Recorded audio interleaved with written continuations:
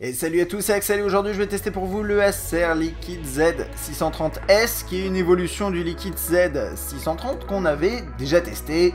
Allons-y, c'est parti.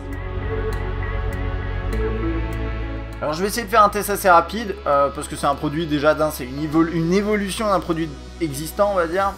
Il n'est pas inintéressant cela étant dit. Et je vais passer dans les specs, on va regarder la boîte et on va passer dans tous les points habituels.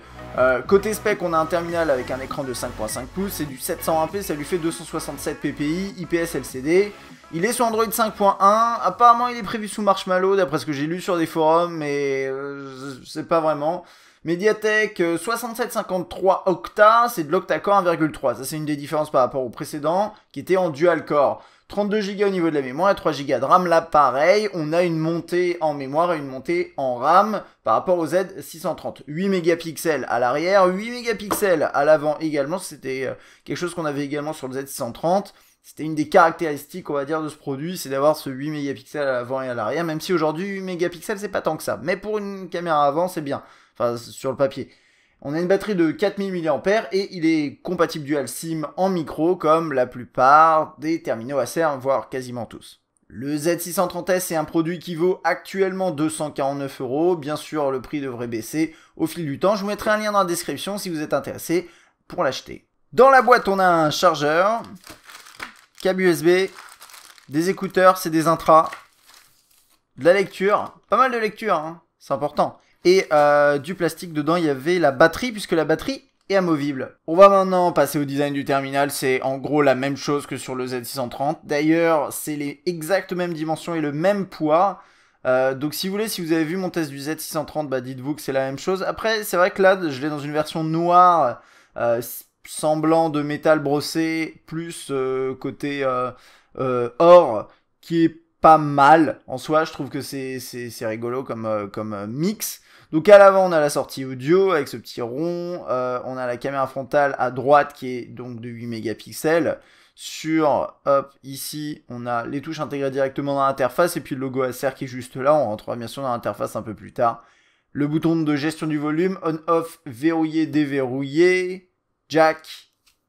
Et il doit y avoir un second micro quelque part, bon, il est caché ici à côté de l'appareil photo qui est tout en haut là. Voilà, c'est du 8 mégapixels comme je vous disais, avec son flash LED, le logo Acer là. Alors à l'arrière là, c'est pas de l'alu brossé, hein, c'est que du plastique. C'est juste que bah, ils ont décidé de faire un effet comme ça, qui est pas dégueu en soi, c'est un peu glissant dans la main peut-être, mais ça va. Et là on a des bordures en... Tout est 100% plastique, hein, mais on a des bordures comme ça qui ont été teintées en or, on va dire, or un peu légèrement rosé peut-être, non, peut-être, non, je vois des choses. Et si, alors là il y a le haut-parleur, et en bas il y a le port micro USB. Si on accède à la batterie en enlevant la coque, qui est facile à enlever, c'est juste que j'ai toujours peur à chaque fois de casser des trucs, ce serait quand même un tout petit peu dommage. On a la grosse batterie de 4000 mAh qui est là, avec les deux ports SIM, enfin slot SIM, micro SIM ici et micro SD là. Donc vous avez quand même besoin d'enlever la batterie pour accéder aux 3 slots. Mais bon, c'est classique et c'est plutôt pas mal.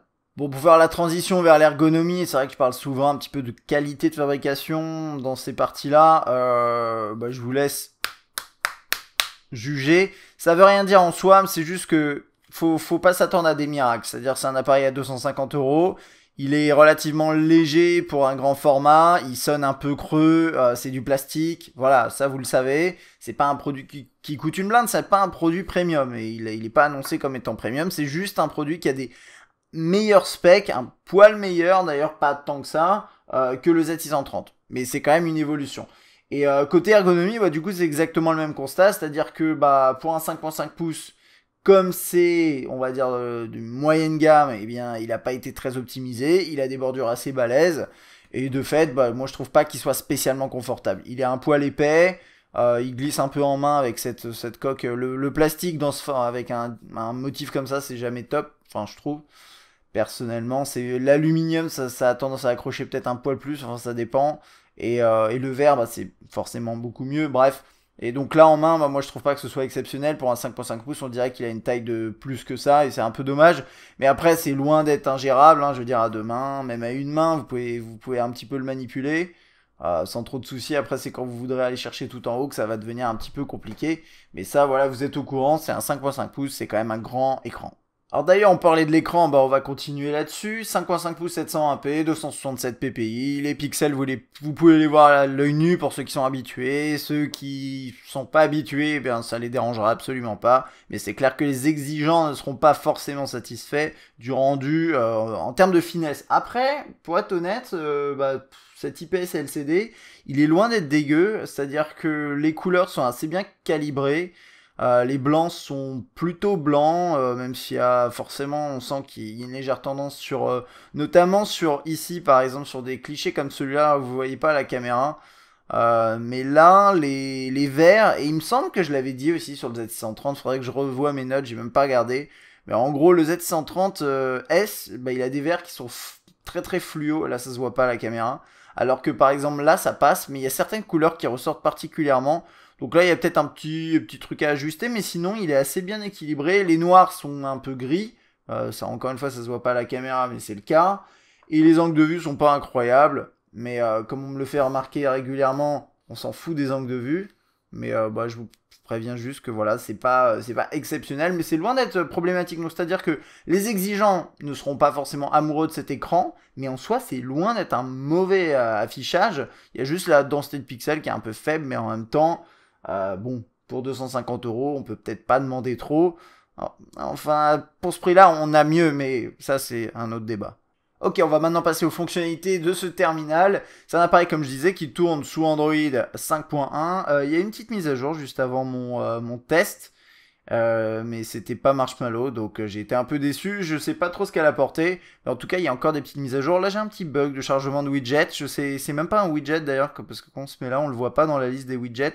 C'est peut-être la barre de recherche Google. Je ne sais pas ce qui se passe, c'est pas dramatique. Alors, on va passer rapidement à l'interface. Concrètement, vous avez du classique avec icône widget, page d'accueil, tiroir des notifications. Hop, on peut l'ouvrir un peu plus grand pour accéder à un peu plus d'options éventuellement, comme par exemple la lampe torche, le GPS, le Blue Light Shield plutôt, qui permet en fait de donner une teinte jaune à votre écran de façon à diminuer la quantité de lumière bleue pour moins fatiguer vos yeux. C'est pas mal, c'est accessible rapidement. C'est quelque chose d'ailleurs qu'on retrouve dans les dernières versions de... Si je me trompe pas, dans Android N, on le trouve, il me semble. Là, je balance ça comme ça, mais on l'a aussi sur iOS plutôt. À la limite, c'est surtout sur iOS. Donc ça, c'est pas mal. Ensuite, on a un petit truc sur la gauche qui est très original d'ailleurs. C'est avec de la météo, des news sociales et des news tout court. Et donc voilà, là je l'ai pas configuré, ils appellent ça la left page, la page de gauche, un peu comme on peut l'appeler left page Wiko ou Blinkfeed chez HTC, etc., etc. Et tous les constructeurs le font maintenant. Et je me demande qui vraiment utilise cette fonction. Alors, un truc que vous allez remarquer quand vous allez rentrer dans le menu, c'est que Acer nous propose une quantité d'applications préinstallées indésirables. Et ça, c'est le premier point que je souhaite mentionner, c'est s'il vous plaît, arrêtez de faire ça, parce que c'est vraiment pénible. En fait, d'un côté, il y a des trucs utiles, vous allez le voir, et de l'autre côté, il y a des trucs, vraiment, j'en voulais pas. Des jeux en partenariat avec qui ça, c'est Gameloft. Là, il y a Opera, bon, à la limite, Opera, ça peut être utile, mais j'aime pas quand les marques décident à notre place de ce qu'il y aura sur le smartphone, ça me les brise pas mal, pour être honnête. Et donc après, je vais passer très rapidement, parce que c'est classique. Un truc à noter, c'est que c'est une interface Material Design qui est très très classique et qui est pas mal d'ailleurs. Je vais baisser un peu la luminosité parce qu'on voit pas grand chose, mais c'était mieux entre les deux peut-être. Allez, pour chipoter, voilà, ce sera bien. Donc voilà, vous composez un numéro, vous avez des propositions de contact qui s'affichent, jusque là j'en ai pas. Vous pouvez envoyer bien sûr des textos avec, voilà, ça c'est le clavier de base qui est proposé là, et vous pouvez bien sûr en installer d'autres si vous le souhaitez, c'est pas obligatoire. Ensuite, vous avez les applications Google qui sont regroupées ici avec bien sûr Chrome, le navigateur web ici de base, qui est pas forcément très intéressant. On va peut-être utiliser Chrome plutôt, je sais pas. Je sais pas ce que vous en pensez. C'est mieux. Voilà. On va aller sur test de grossesse, non, test mobile. Et on a une expérience qui est pas mal de toute façon. C'est plus, là je ferai une transition plus tard sur tout ce qui est performance. Là c'est encore en train de charger. Mais c'est pas non plus une machine de guerre, hein, ce terminal. Vous le verrez après dans les performances brutes. Mais là, sur le web, honnêtement, ça va. On a un 5.5 pouces qui est pas très fin au niveau de l'affichage, mais qui quand même vous offre une expérience qui est pas dégueu. Alors ensuite, pour tout ce qui est multimédia, vous avez plusieurs possibilités. Soit vous utilisez ces applications Acer qui ont deux propriétés. Soit d'un, de lire vos fichiers locaux. Donc là, ça c'est les fichiers locaux, genre ça là, cette musique, ou encore ce morceau merveilleux. Ou bien, vous pouvez accéder à vos fichiers en stockage dans le cloud avec le cloud d'Acer, avec un Acer ID, etc. Il faut un compte chez Acer. Je ne l'ai pas fait. Vous avez d'autres possibilités également, c'est d'utiliser les applications proposées par Google préinstallées sur le terminal.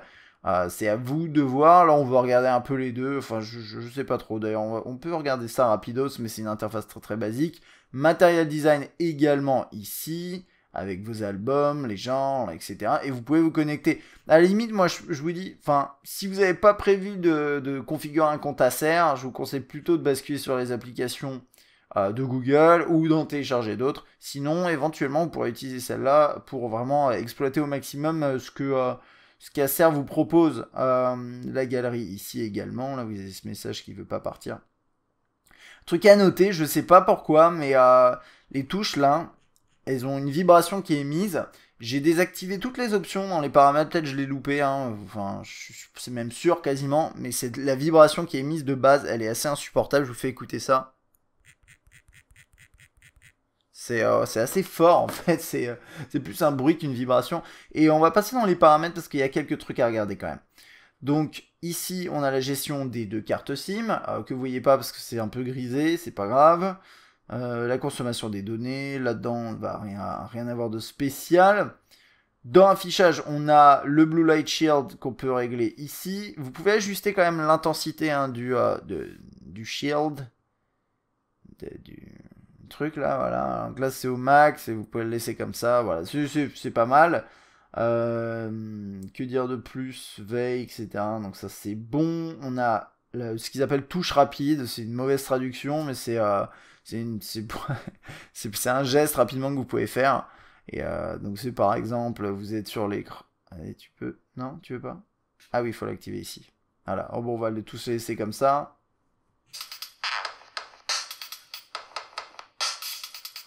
Alors ça a lancé la musique, c'est assez original ça parce que moi je m'attendais plutôt à ce qu'il me propose d'accéder à l'interface du lecteur musical, mais voilà, c'est déjà ce que vous pouvez faire sur l'écran éteint. Ensuite on a une option qui s'appelle Lumiflex TM, Lumiflex, qui permet, en fait c'est pas indiqué, donc déjà d'un pour l'utilisateur lambda, à part s'il ouvre le manuel il saura pas, mais normalement c'est censé optimiser l'affichage en fonction de la condition, genre avec les capteurs, etc. J'ai pas trop vu de différence quand on l'active ou pas, donc voilà. Mais ce serait pas mal d'ailleurs, c'est une petite remarque, hein, mais qui pour Acer, je sais pas si Acer nous regarde, ça les arrive de... Parfois ils regardent les tests. Juste, si vous pouviez juste dire ce que c'est, quoi, avec un petit visuel qui explique, enfin, ce serait cool, quoi, pour l'utilisateur, je pense. Toc, ensuite au niveau du son, vous avez quelques réglages, et notamment il y a le DTS qui est intégré, ça c'est pas mal, et au niveau du haut-parleur également. Batterie, application, batterie, on va regarder ça. Vous pouvez afficher le pourcentage là-haut, c'est toujours pratique éventuellement. Localisation, sécurité, confidentialité. Permet à Acer de recueillir des données anonymes. Ouais. Ça, je sais pas. C'est bien qu'ils mettent l'option. Compte, ATR, accessibilité, impression, etc. Bref, il y avait programmé aussi la marche arrêt. Ça, c'est pas très intéressant. Ouais, ça peut intéresser des gens éventuellement. Alors, l'interface de l'appareil photo. C'est la même qu'on a depuis quand même quelques générations de produits, donc je vais passer vite, mais concrètement vous avez ce menu là qui vous permet d'accéder à différents modes d'enregistrement, d'avoir plein d'options comme ça.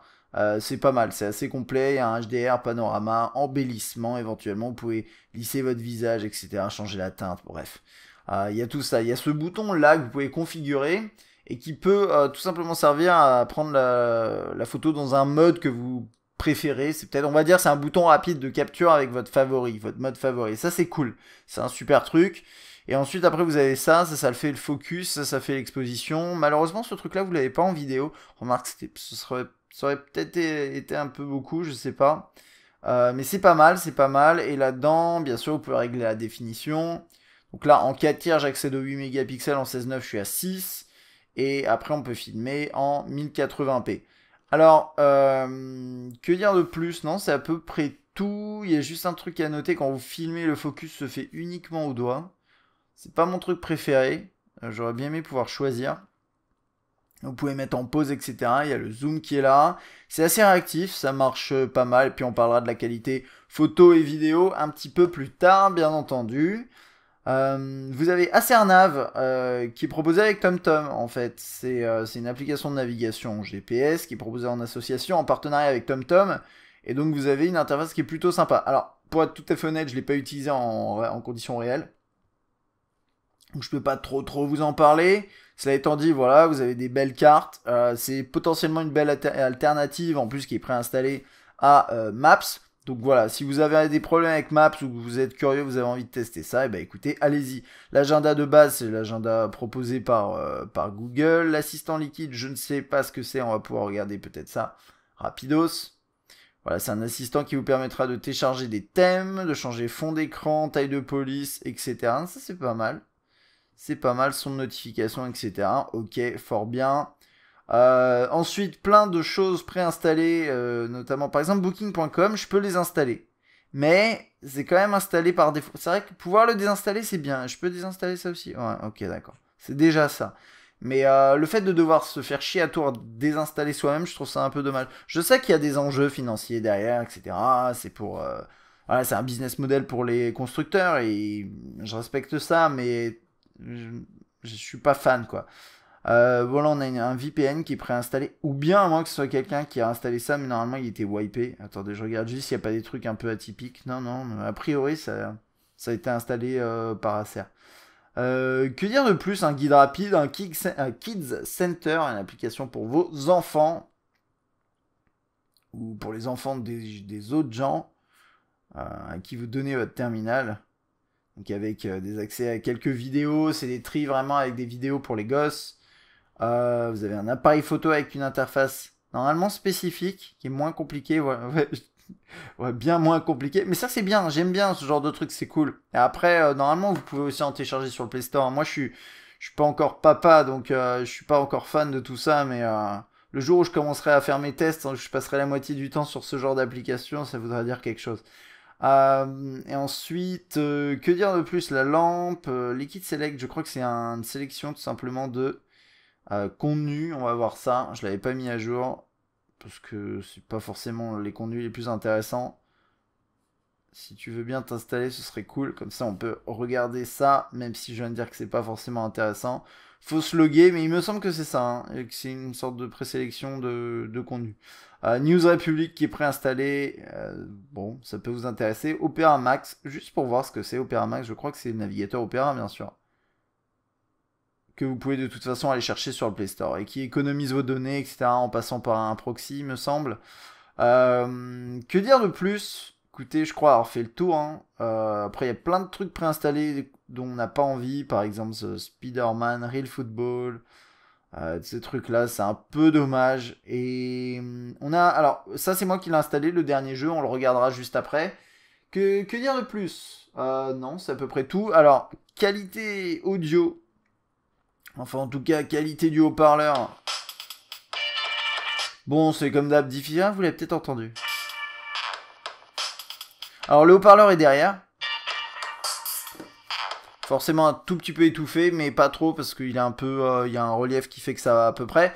Cela étant dit, voilà, j'ai un peu écouté avec le haut-parleur, et je trouve pas que ce soit incroyable. D'ailleurs, le son sature un peu sur certains morceaux qui sont peut-être un peu dynamiques, donc ça, c'est dommage. Mais bon, j'ai envie de dire, peut-être pour 250 €, on peut pas espérer plus. Enfin, c'est toujours bien de tendre vers le mieux. Mais voilà. Alors, côté performance, j'ai trois choses. On va parler de trois choses.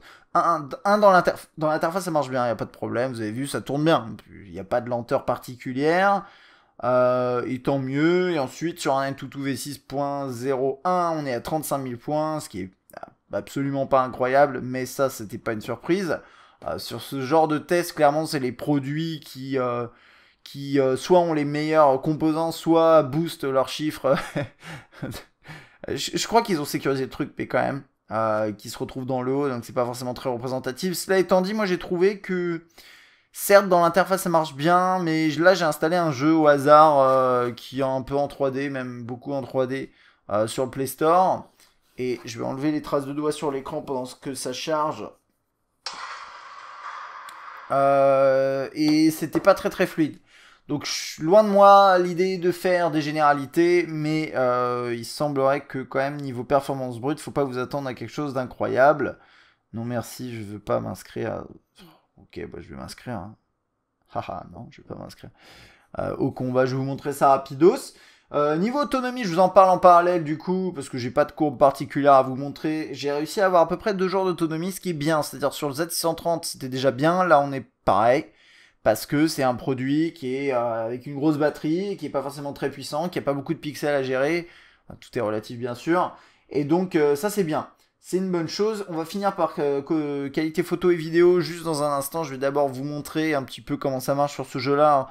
Honnêtement, je sais pas s'il est très optimisé, mais ça tourne pas forcément très très bien. C'est acceptable, on va dire. Et je voulais, enfin voilà, après, s'il y a certains parmi vous, vu que c'est un test qui est pas en avance, et j'allais dire une fois n'est pas coutume, mais malheureusement c'est une coutume, c'est vraiment des habitudes. Mais si quelqu'un le produit, je suis intéressé de savoir ce que vous pensez des performances, notamment jeu. Sérieux toi? Je sais pas du tout. Là je lui tire dessus là. Ouais voilà, il y a auto aim. Bref, voilà, on s'en fout un peu de ce jeu, mais c'est pas forcément incroyable. Il y a des moments où c'est peut-être un peu saccadé, mais bref. D'une manière générale, quand même, aujourd'hui, la plupart des jeux en 3D devraient tourner décemment, mais vous n'aurez pas les très bonnes performances sur la durée, et vous pourrez pas forcément faire tourner tous les jeux les plus complets, etc. là-dessus. Voilà, mais ça, vous avez l'habitude a priori. Et ensuite, de l'autre côté, en termes de qualité photo et vidéo, je vais donner mon ressenti par rapport à ça. J'ai pris quelques clichés, je vais vous en parler. Et donc niveau vidéo, je vous donnerai... Je commence d'ailleurs par la vidéo. Il va falloir que vous vous habituez aussi. Je vais essayer de faire mes tests de plus en plus rapides. Donc ça donne l'impression que je passe rapidement sur certains sujets. Mais c'est parce que c'est pour essayer de faire des vidéos plus courtes. Parce que c'est beaucoup trop long. Aujourd'hui, les gens, ils veulent les vidéos de 5 minutes. Et je suis déjà bien au-dessus de ça. Donc en vidéo, je vous dis juste ce que j'ai constaté. Ça manque un peu de définition, le rendu est pas forcément excellent, vous savez, ces petits rendus un petit peu pixelisés à l'écran, c'est un peu dommage. Le zoom est à proscrire de toute façon. Le focus se fait au doigt, uniquement au doigt. Et les couleurs sont pas mauvaises, mais c'est juste ce rendu qui est pas terrible, qui va fausser un petit peu enfin, qui va gâcher entre guillemets un peu l'expérience. Il y a un mec, il y a un mec qui me regarde, là, je regarde par la fenêtre, il est juste là. Hey, arrête. Non, me regarde pas faire des vidéos. Casse-toi! Vas-y, prends ta voiture et casse-toi. Par contre, en photo, alors bon, je suis pas spécialement impressionné, mais c'est loin d'être mauvais. C'est-à-dire que 2 jours, vous allez avoir de bonnes couleurs, un focus qui se fait assez rapidement et qui offre un rendu vraiment pas mal. Moi, ce que j'ai trouvé, surtout le problème, en fait, globalement, il s'en sort vraiment pas mal en photo, mais ça va manquer de définition. C'est-à-dire que aujourd'hui, c'est vrai que 8 mégapixels, ça peut sembler assez, mais c'est vrai que quand on commence à zoomer dans ces clichés, bah dites-vous que très rapidement vous allez commencer à voir les pixels et vous pourrez pas forcément exploiter vos images. Alors, c'est pas un souci pour tout le monde. Pour être tout à fait honnête, si vous avez que prévu de balancer vos photos sur Facebook ou Twitter ou quoi que ce soit, enfin vous en foutez un peu de la définition. Il y a un truc à noter, c'est que les couleurs sont bonnes, les contrastes sont un peu forts. Vous le verrez, vous voyez sûrement, mais là c'était un peu plus éclairé que ça, c'est dans les faits, et c'est vrai qu'on a des contrastes assez balèzes. Ça offre un rendu un peu particulier, après vous de voir si vous aimez ou pas. Que dire de plus? C'est à peu près tout. De nuit, c'est pas incroyable. De nuit, c'est pas incroyable. Là, c'est pas exactement de nuit, mais on a quand même moins de lumière. Et que dire de plus? J'avais d'autres clichés, hein, mais dans des conditions moins bonnes. Où en gros, bah forcément c'est un peu plus bruité, mais les couleurs sont justes. Et puis dans le pire des cas, vous avez toujours le flash LED que vous pouvez utiliser si c'est quelque chose qui vous botte. Alors, du coup, pour finir directement, j'enchaîne sur ce produit. Pour conclure, je dirais simplement que c'est un produit qui se démarque par 3 éléments. D'un, son autonomie, qui est vraiment le point fort sur ce produit. C'est-à-dire que c'est pas une bête de course sur tout le reste.